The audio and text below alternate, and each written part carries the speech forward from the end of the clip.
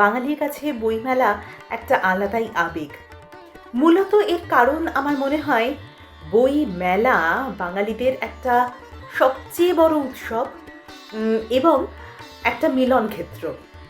সমস্ত কিছুর শিল্প, কলা, সাহিত্য, গান সব কিছুর মিলন ক্ষেত্র। কত মানুষের বইমেলায় প্রকাশ পায় এবং বই ছাড়াও আরও কত কী না আছে বইমেলায়। কেউ একটা বসে পটচিত্র আঁকছেন এবং বিক্রি করছেন, সেটা কিনতে পাওয়া যায়।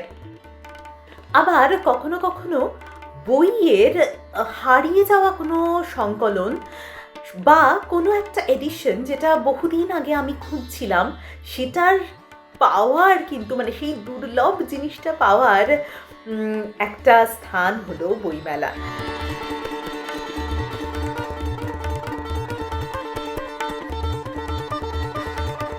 আবার কখনো কখনো পুরনো বন্ধুদের রিইউনিয়ন সেটাও কিন্তু দেখা যায় বইমেলায়।